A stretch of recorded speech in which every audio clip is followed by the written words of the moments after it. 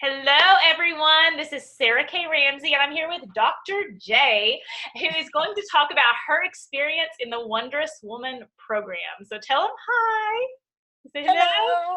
Hello. Okay, so I'm so excited. We worked together. Has it been a year since you started? Probably about 6 or 7 months since you finished. Is that right? Yes.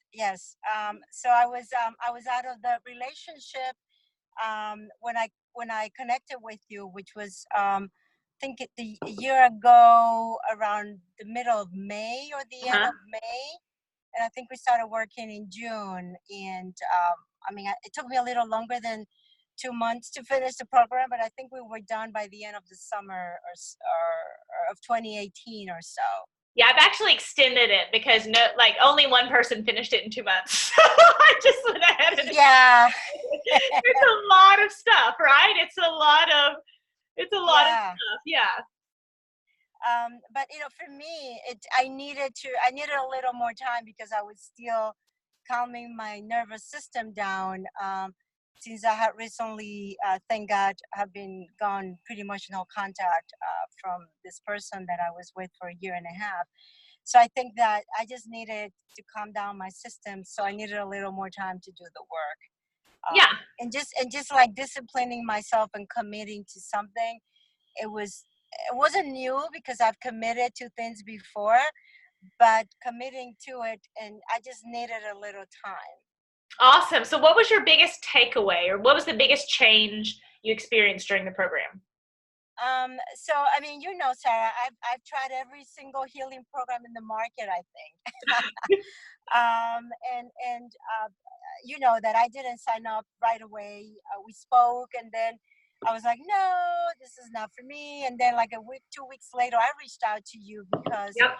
I think I watched the webinar again, Hmm. and I was like, this is. I just sensed that this was the thing that I needed in order to help me. I'm a Christian, so of course I needed God and go back to my faith. But the thing that really stayed with me when I watched the webinar is this whole concept about, that I have issues, depression, codependence, whatever. I thought I had all kinds of mental illnesses. I mean, I'm a little crazy, but not that crazy. Yeah. Yeah. So the main thing that you mentioned, I think in the webinar, and then you extended in the course, is this whole concept about that it, it, it was the good qualities in me, that it is the good qualities in me that have landed me in situations, that were toxic, or with this particular person who happened to be both toxic and, I don't want to call names, but the closest to a narcissist that Hmm. I've ever met. So I had never really, and I read the Bible and it tells me how wonderful I am, a child of God. But for some reason, it didn't stay with me. When you presented it in the way that you did in the course, this whole concept that, and I am the storm, this, just like, it is because of the good things about me, not the bad, not my pathology, that attracted this man, the whole thing about law of attraction and whatever. But it was like, wait a minute, it was the good in me, and it almost makes me cry, Oh, yeah. Yeah. that makes me a target for predatory people, and definitely somebody that wanted the love and I mean, not that I'm perfect, right? But whatever it is that I had to offer, which is a lot. Which is a lot. So And I just want to emphasize that and say, and that's really the rug I want to pull out from like the healing industry and what's happening right now, because you can go to therapists and they're going to talk about abandonment issues and your inner child and codependency, and if you hadn't done this and your dad hadn't done this, and just this endless list of like what's wrong with you. And that really is the basis of who I am. That's the basis of what I do. That's the basis. And you see it, as you're saying, it's woven throughout the entire program. It's not just one piece of it. It is the piece of it. and I have to be honest, the beginning, it was I didn't want to let it go, because Right. it was like, and it's sad because we hold on to this kind of victim mentality, or like, the pathology, it's like, well, I'm, there's something wrong with me. I'm defective. I'm broken, and da da da da. And I mean, it is true. Like, I do have attachment issues. Like my attachment issues, whatever they call it. Disorganized. Yes, I've had depression. I've had anxiety. But also, like, that's not all that I am. Yeah, And yeah. and this guy was not attracted to the depressed, broken Jocelyn. He was attracted really to the Dr. J, her PhD, the woman that raised the daughter, got out of two terrible marriages before, has been holding a career for 30 years, has her doctorate, has written books, can get up every morning no matter what, has fought depression. So it's like, Who works out and is in incredible shape. I have to point that out again. I'm working on it. I want to be a bodybuilder. There you go. There you go. But it's like, yeah, like I've had all of that. Like I've been suicidal. Like all of that, it's true. But this other side of me is true, and that is what he held on. Because when he was being manipulative and whatever, when his mother got sick and we broke up, I went to the hospital to be with him. That's the me that he wanted. That's the me that he knew he could hold on. The me that lent him $36,000. My God, I'm embarrassed to say it, but he's been paying me back. You're not the only one, and I'm glad he's paying you back. Yes, you're not the only one that's done that for sure. Yeah, thank God. But you know what I remember too, that in the midst of my craziness, I make sure that we signed an agreement that was notarized. So thank God that I had enough sense to do that, and that my daughter has a copy. So I drank the Kool-Aid, but I didn't drink it enough not to do that piece of paperwork, and probably that is what has made sure that he pays me every month. Yeah. So what was the biggest, and that may have been what you just said, but what was the biggest difference between our work together versus things you've done in your past? I want to say the simplicity, but I don't want to say it like simple in an easy way. Because, for example, like I still do, don't get me wrong, like I still want to get into abstract thinking, but really breaking things down, rather than calling me bipolar or whatever, or, like you're just depressed and yeah, rumination, but it's like it's abstract thinking. And it's what somebody who's really smart like me would do. Yeah, so you had the smart girl syndrome. So many of us have the smart girl syndrome. And saying you have a smart girl syndrome is incredibly different than saying you need to stop thinking about him. Just cut it out already, right? Is that fair? Yeah. So it's kind of the simplicity of all of these concepts that, I had tried in different programs that were all about, just staying in that space of my, again, what I'm doing wrong. And it's like, no, it's abstract thinking, and this is why you're doing it. And you've been doing it, because this is what you default to.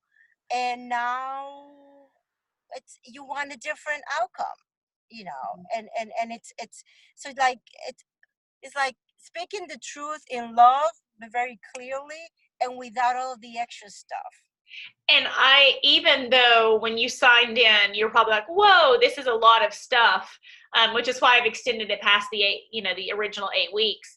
That's kind of one of my promises to you. Remember the first time we talked, that's one of my promises is it will be simple. It will be step 1, step 2, step 3. You will understand and be able to accomplish each step. It won't be, it will get you out of the circle and the hamster wheel. Do you feel like it seems like you felt like that was true. Is that what you're saying? Yeah.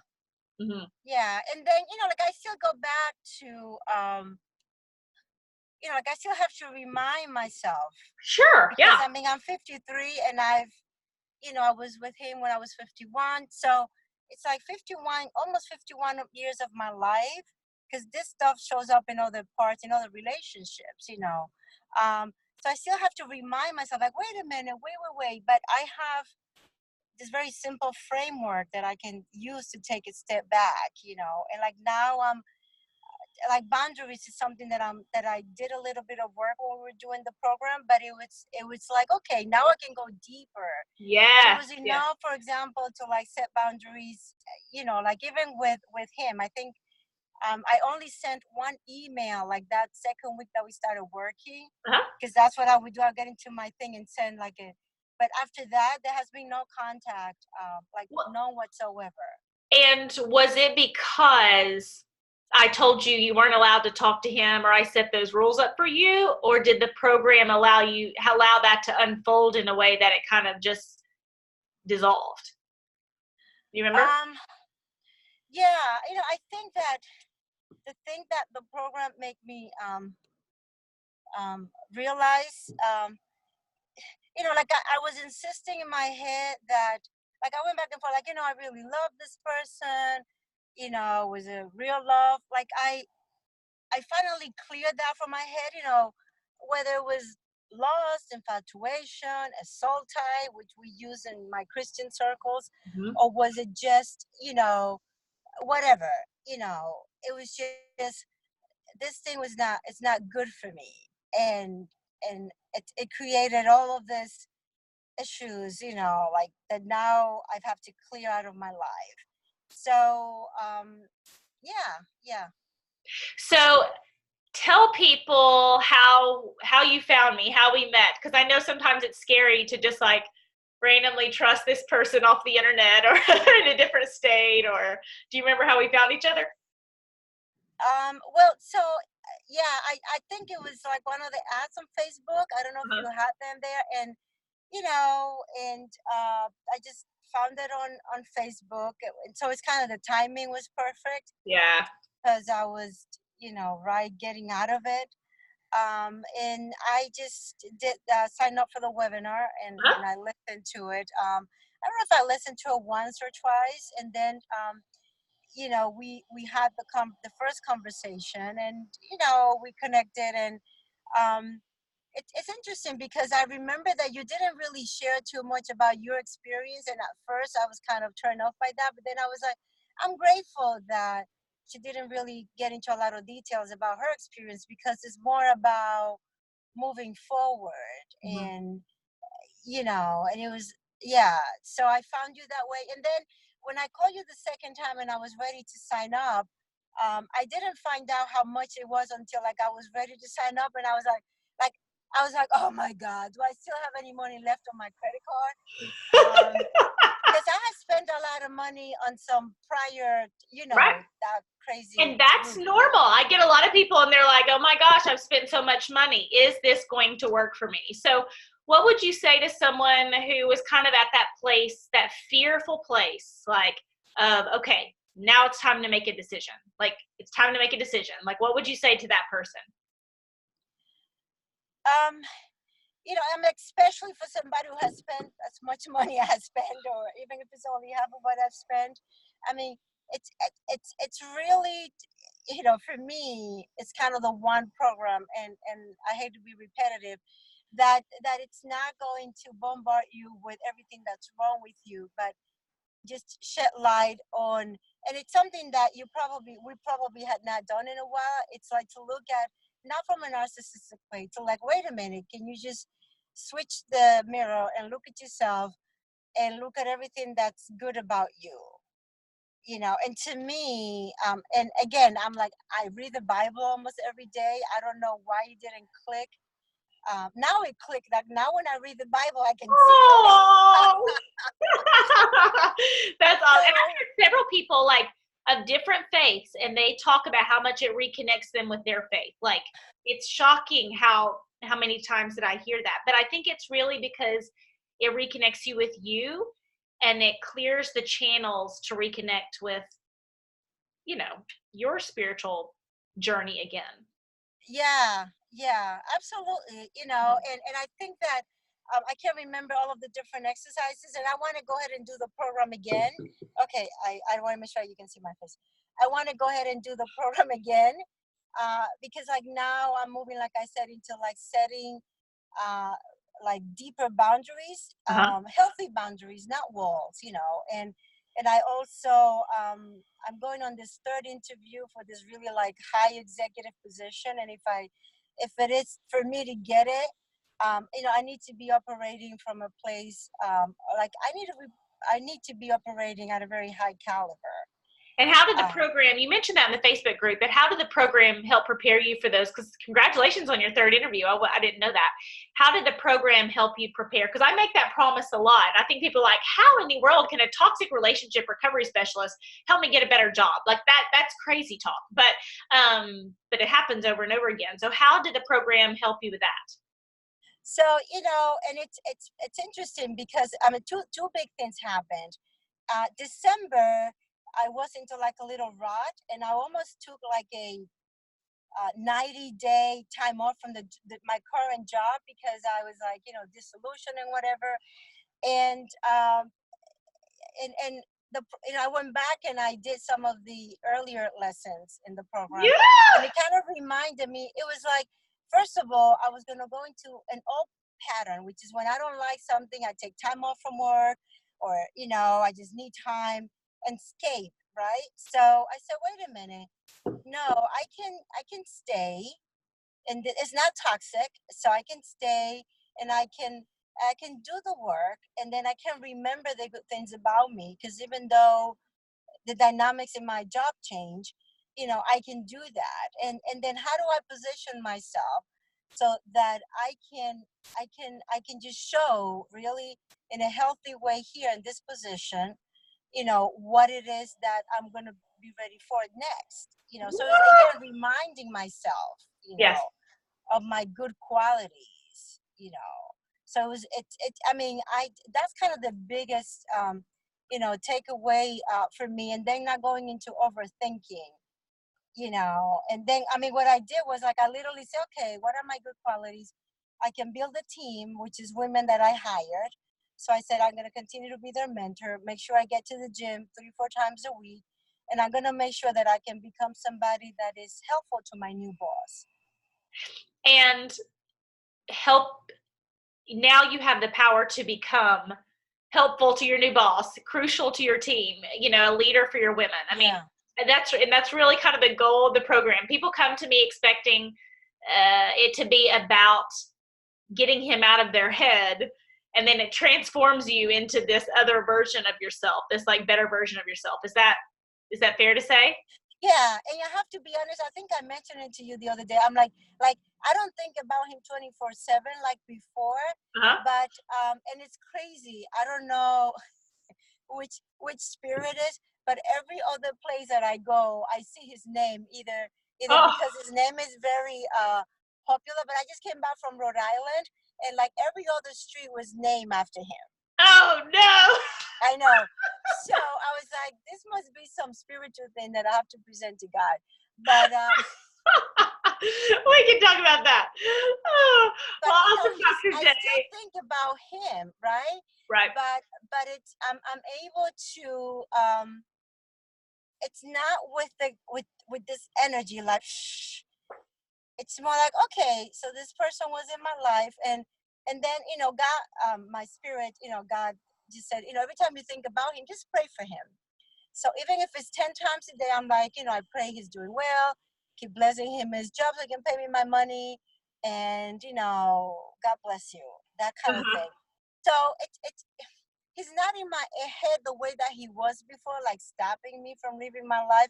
It's because it's only a year, and he's not in control anymore. Yeah. He's in control of your life, which is really the goal. To never think about him again is probably completely unrealistic, but for him not to be in control of your life so that you can move on, move up, is absolutely possible.